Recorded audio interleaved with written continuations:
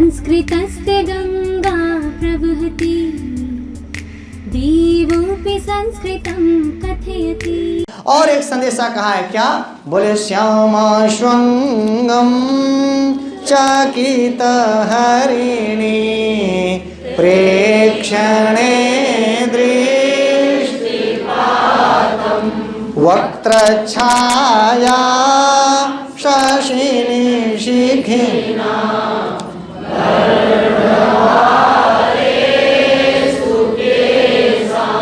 उत्पश्यामि प्रतनुषु नदी वेचेषु भ्रूमि हन्तैकस्मिन् क्वचिदपि न ते चण्डी सादृश्यमस्ति।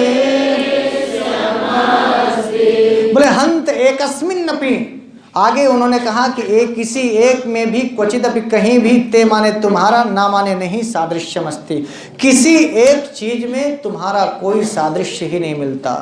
अब एक बड़ा सा समाचार वो इस श्लोक में दे रहा है। बोला कि उन्होंने कहा, मेघ ही बोल रहा है, संदेशा यक्ष का है। बोले श्यामा सुवंगम, श्यामा एक लता है।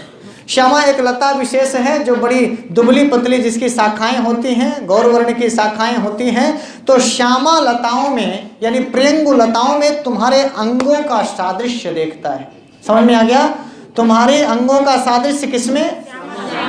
और चकित हरिणे प्रेक्षणे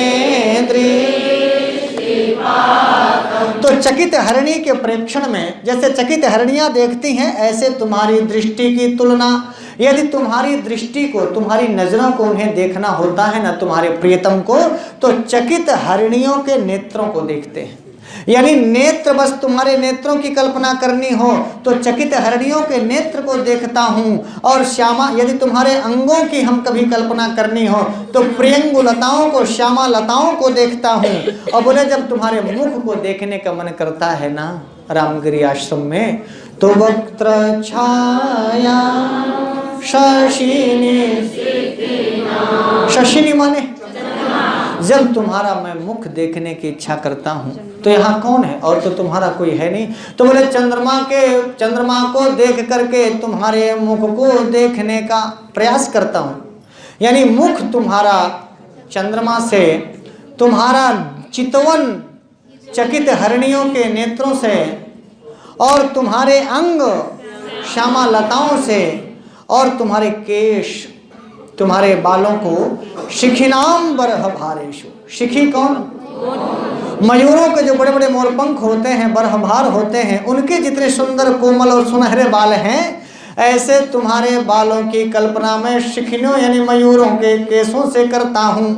और उत्पश्यामि, ये उत्पश्यामि उत्प्रेक्षा करता हूँ, संभावना करता हूँ। मैं ऐसी संभावना करता हूँ, यानी केस सुंदर हैं मयूरों के केस या पंखों के समान, तुम्हारी चितवन है चकित हरिणी के समान, तुम्हारे अंग हैं श्यामा लताओं के समान, तुम्हारा वक्त्र माने मुख है चंद्रमा के समान, और तुम्हारे भ्रू विलास हैं प्रतनुष माने दुबली पतली नदियों की लहरों के समान। नदी वीचिश, विच माने तरंगे, तो जैसे नदियों की तरंगों में बार बार लहराती रहती हैं, उछलती रहती हैं, ऐसे ही तुम्हारे भाव विलास कटाक्ष नेत्रों में भी जिस प्रकार की चितवन है, जिस प्रकार का ऊपर नीचे होना है भ्रू विलास, उन भ्रू विलासों की तुलना मैं दुबली पतली नदियों की लहरों से करता हूँ। लेकिन हंत, हाय मैं क्या करूं कि एकस्मिन, किसी एक में, क्वचिदपि कहीं भी, हे चंडी,